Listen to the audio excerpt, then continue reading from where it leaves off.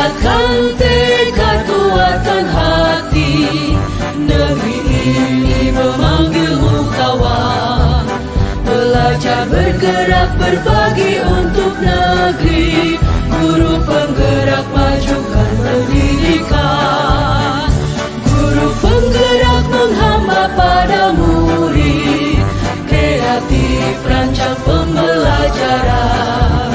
Hargai potensi, tingkatkan prestasi. Lahirkan profil pelajar Pancasila. Belajar, bergerak, berbagi untuk negeri. Kita menjalin kolaborasi. Belajar, bergerak, berbagi untuk negeri. Demi bakti pada Ibu Pertiwi.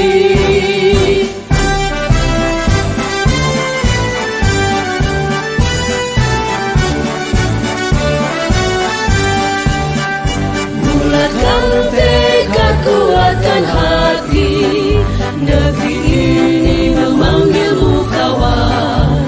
Belajar, bergerak, berbagi untuk negeri.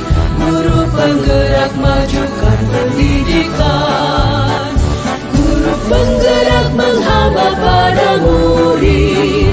Kreatif, rancang pembelajaran. Partisipasi Bapak dan Ibu, karena ini kegiatan rangkaian kegiatan calon guru penggerak.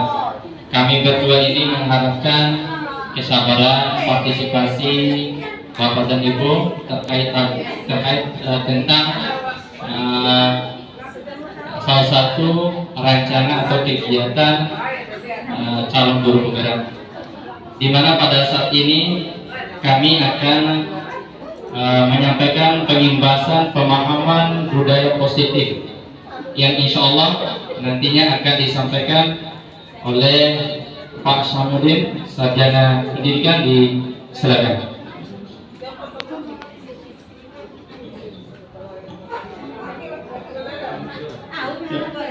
Assalamualaikum warahmatullahi wabarakatuh.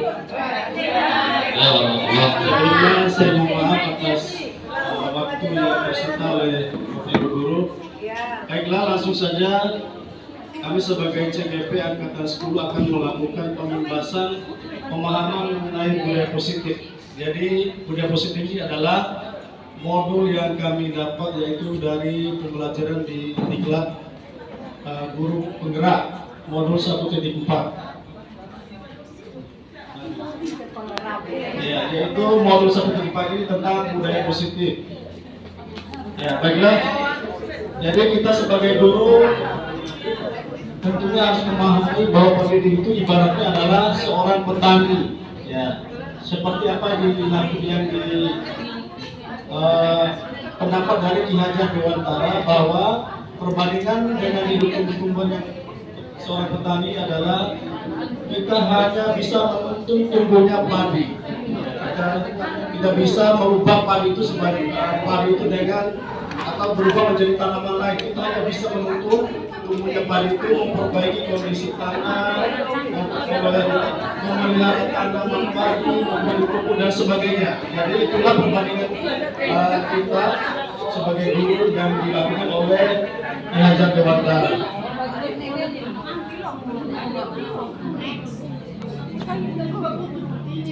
Dari budaya positif, saya akan memberikan pertanyaan pemantik. Bagaimana menurut Bapak Ibu, setujukah hukuman dapat mendisiplinkan anak? Ya, bisa dikasih pendapatnya, Bu. Boleh diangkat tangannya kalau salah satu. Bagaimana menurut Bapak Ibu, hukuman itu apakah dapat mendisiplinkan anak atau tidak? Atau dibolehkan atau tidak? Gimana, Bu? Terima Ibu Farida. Assalamualaikum warahmatullahi wabarakatuh. Memberikan hukuman kepada siswa, menurut saya adalah setuju saja, tergantung pada jenis pelanggaran atau kesalahan yang dilakukan oleh siswa. Jadi tingkat berat tidaknya hukuman yang kita berikan kalimat pada kesalahan yang dilakukan siswa. Tapi setidaknya ada efek jerah yang bisa diperoleh oleh anak tersebut atas kesalahan yang dilakukan. Terima kasih. Assalamualaikum warahmatullahi wabarakatuh. Terima kasih Bu Farida. Selanjutnya pertanyaan nomor 3. Memberi penghargaan dapat meningkatkan motivasi belajar anak. Setuju atau tidak, Bu?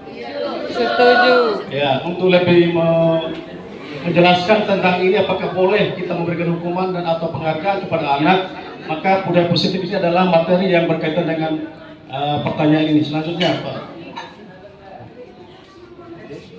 Ya, ada pun yang ingin saya sampaikan adalah ada 6 poin, namun nanti tidak semuanya karena waktu.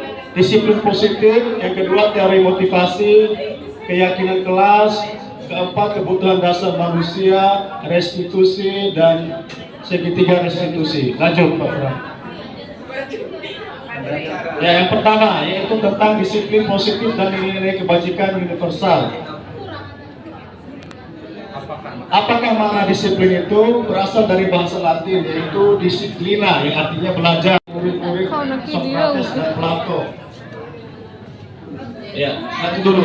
Singkat pelajar Pancasila, yaitu beriman, bertakwa kepada Tuhan Yang Maha Esa dan berakhlak mulia, mandiri, bernalar kritis, dan berkebajikan global. Ini nilai-nilai kebajikan yang ingin kita capai pada saat ini. Lanjut. Ya, yang kedua adalah teori motivasi, hukuman, dan penghargaan. Nah, lanjut Pak Bro.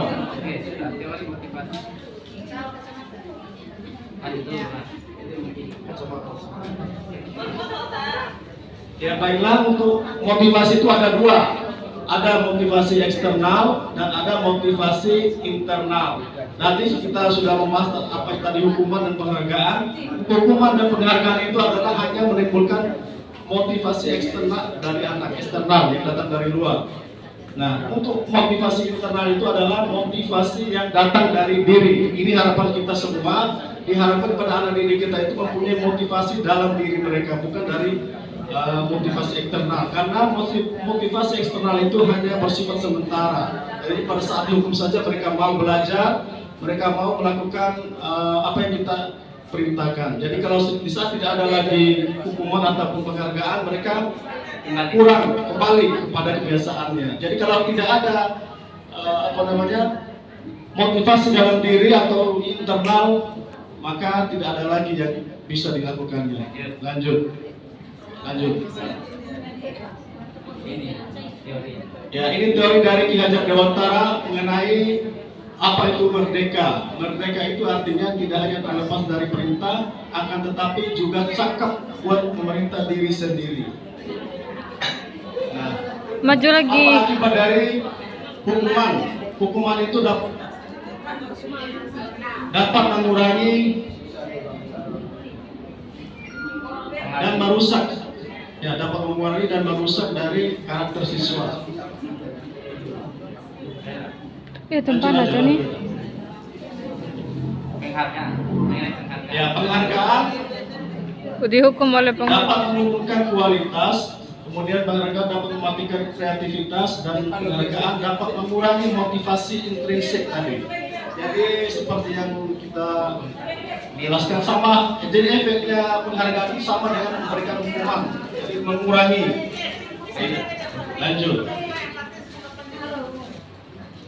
Lanjut. Contoh memberikan apresiasi kepada kebajikan atau kebaikan anak. Ya, seperti ini. Ada apa yang dilakukan anak itu bisa memberikan terima kasih dan memberikan pujian. Ini bisa juga, tapi per orang atau pada diri anak itu. Lanjut. Ya, ini contoh-contoh apakah ini hukuman atau konsekuensi. Mencatat 100 kali di dalam buku kalimat, saya tidak akan terlambat lagi. Apakah ini termasuk hukuman atau konsekuensi? Bagaimana menurut Bapak Ibu? Hukum. Ya, hukuman. Lari mengelilingi lapangan basket 2 kali karena terlambat hadir di sekolah. Apakah ini hukuman atau konsekuensi? Ya, mana konsekuensi? Murid diminta untuk push up 15 kali karena tidak menggunakan masker. Hukuman. Potong aja nanti. Ini terpotong-potong tadi. Apa itu restitusi? Yaitu adalah proses menciptakan kondisi bagi murid untuk memperbaiki kesalahan mereka sehingga mereka kembali pada kelompok mereka dengan karakter yang lebih kuat.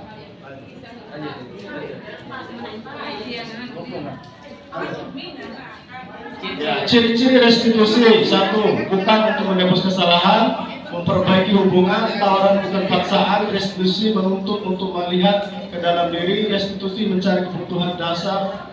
Restitusi fokus pada solusi. Restitusi fokus pada karakter. Ya. Eksplorasi bangsa.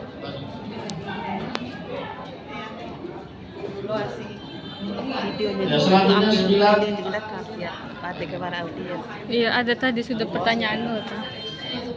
Ya, kebutuhan dasar manusia ada 5, yaitu ada kasih sayang dan rasa diterima, penguasaan, bertahan hidup, kesenangan, dan kebebasan. Lanjut di video pada YouTube berikut.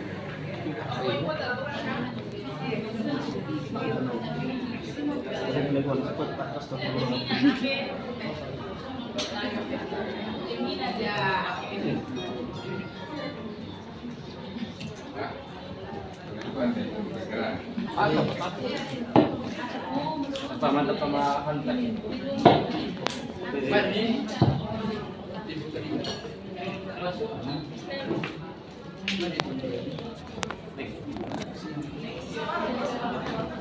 Tadi Pak. Kalau dilatih, lah yati. Pabrik. Kamu kalau yati ya. Pabrik. Karena anu DP juga tak jati sih. Ya. Yati, pulang. Bunda, lanjutkan ku. Yang biasa dilakukan, apakah kita bisa mengevaluasi diri kita, apakah di posisi mana?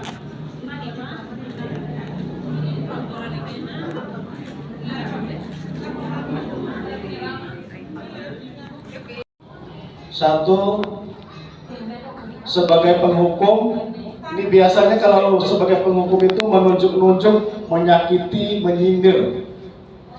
Ya, kemudian mengatakan rasakan, kalau kamu tidak melakukan awas ya rasakan, dan berontak menyalahkan orang lain, kemudian dan seterusnya mengulangi, jangan sampai kamu mengulangi. Jadi anak itu efeknya tetap mengulangi kalau kita hukum. Kemudian mengatakan kamu seharusnya kamu sudah tahu, ibu lelah sekali mengatakannya, ibu stres, menyembunyikan, dia tetap berbohong. Kemudian murid mengatakan guru dalam dunia berkualitas, maafkan saya, kata siswa. Kemudian yang ketiga, posisi sebagai teman.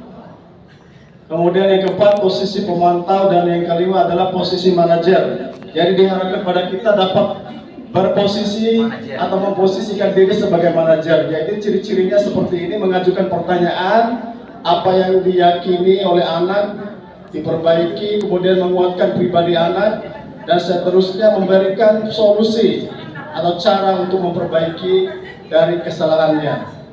Lanjut. Ya, contoh pernyataan-pernyataan dari guru.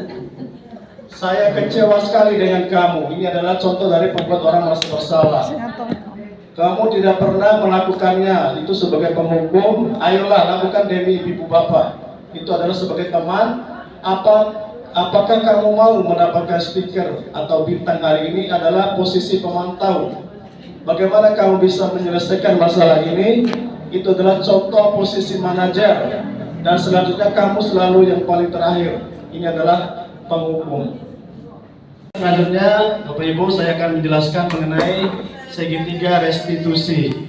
Ya, dalam segitiga restitusi ini ada 3 langkah yang harus dilakukan, yaitu yang pertama, dasar dari segitiga itu yaitu menstabilkan identitas. Kemudian langkah kedua, memvalidasi kebutuhan, dan yang ketiga adalah menanyakan keyakinan kelas atau kesepakatan kelas. Kena aja Ya, layar. bagaimana apa yang dilakukan pada setiap langkahnya? Yang Kena pertama, layarnya. dalam langkah menstabilkan identitas. Ya, ini ciri-ciri atau langkah-langkah yang Full. pertama adalah guru berkata berbuat salah itu hal yang biasa. Setiap manusia itu bisa melakukan kesalahan. Jangan anak-anak guru pun bisa. Ini adalah contoh dari menstabilkan identitas. Kemudian siapa yang salah? Bapak Ibu lebih tertarik untuk menyelesaikan masalah kalau kamu menyalahkan dirimu sendiri terus-menerus. Apakah kamu bersikap baik pada dirimu sendiri? Ini adalah contoh-contoh pertanyaan dalam langkah yang pertama tadi dari segitiga restitusi, yaitu menstabilkan identitas. Ya baiklah, selanjutnya adalah langkah yang kedua, memvalidasi kebutuhan. Jadi contoh dari kata-kata sebagai guru itu adalah yang pertama, kamu bisa saja melakukan hal yang lebih buruk, tapi kamu tidak melakukannya lagi kan? Ya, ini pertanyaan, contoh pertanyaan. Yang kedua, kamu pasti punya alasan mengapa kamu melakukan hal ini. Ya, misalnya dia ada kesalahan anak yang terlambat masuk kelas. Ya, tentu saja punya alasan. Jadi guru itu harus menanyakan alasan apa yang menjadi tindakan mereka berbuat salah ini. Kemudian, maukah kamu belajar cara lain untuk mendapatkan yang kamu butuhkan tanpa harus memukul? Apakah kamu bisa melakukan dengan lebih baik besok lagi? Ini adalah contoh-contoh pertanyaan sebagai bentuk dari validasi kebutuhan.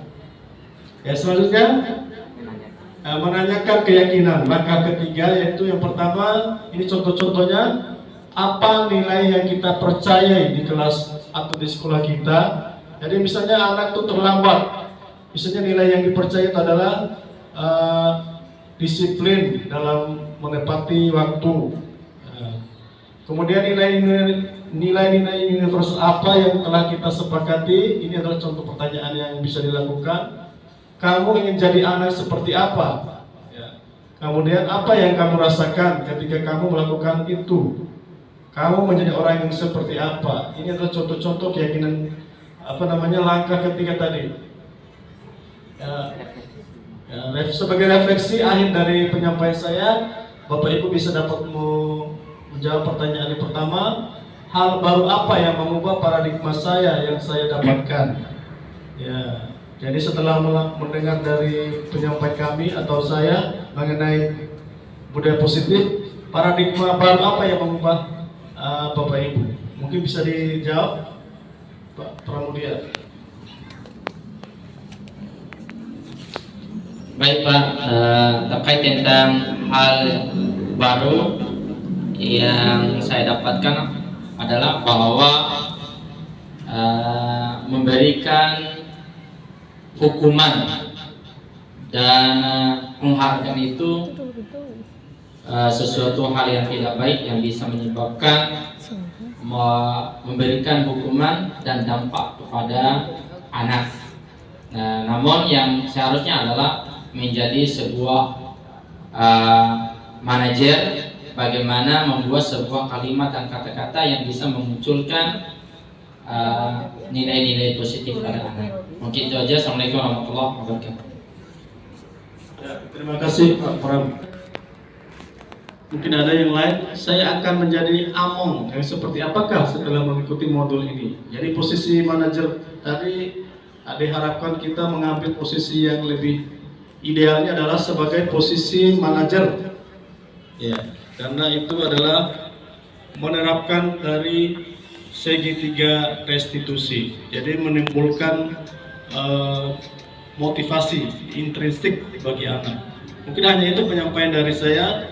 Terima kasih. Assalamualaikum warahmatullahi wabarakatuh. Ibu Nur Aini, perasaan apa yang muncul selama mengikuti sesi pengimbasan ini terkait dengan makna disiplin dan motivasi intrinsik pada murid? Silakan Ibu Nur Aini. Ya, Assalamualaikum warahmatullahi wabarakatuh. Terima kasih. Setelah saya mendapatkan penjelasan dari Bapak tadi, saya merasa bersalah ya, karena beberapa hal yang pernah saya lakukan, seperti hukuman yang pernah saya berikan kepada ada beberapa siswa saya, yang padahal ini kan udah kesepakatan kelas, setiap hari itu ada yang piket, tetapi pada saat itu tidak membuang sampah. Nah, saya menyuruh siswa itu untuk membuang sampah dulu baru mengikuti KBM. Nah, mungkin ini salah satu tingkat hukuman yang mungkin harus kita kurangi. Nah, hukuman ini kita berikan setelah kita mencek dulu sebelum KBM dimulai. Kita memastikan bahwa kelas itu sudah dalam keadaan bersih. Yang kedua yang pernah saya lakukan adalah anak yang terlambat masuk ke kelas. Nah, pada saat itu saya memberikan hukuman ataupun sebuah disiplin, sebenarnya itu tujuannya baik. Saya menyuruh siswa tersebut untuk menghapus papan, karena di papan tulis itu masih ada materi ataupun mata pelajarannya sebelumnya. Nah, saya suruh menghapus papan. Nah, ini adalah salah satu bentuk yang mungkin menurut saya biar anak ini adalah sebuah peringatan bahwa lain kali anak ini tidak akan terlambat lagi masuk ke kelas. Mungkin itu saja, mungkin salah satu hukuman ataupun disiplin yang mungkin entah benar apa enggaknya, tetapi menurut saya setelah mendapatkan ini adalah suatu hal yang keliru, karena saya harus mengadakan pendekatan terhadap anak, menanyakan apa penyebab mereka terlambat masuk kelas, kenapa sampai sampah masih ada di depan ruang kelas. Mungkin itu merupakan yang bisa saya berikan. Ya, Assalamualaikum warahmatullahi wabarakatuh. Salam. Ya, terima kasih atas tanggapan dari Ibu Nuraini.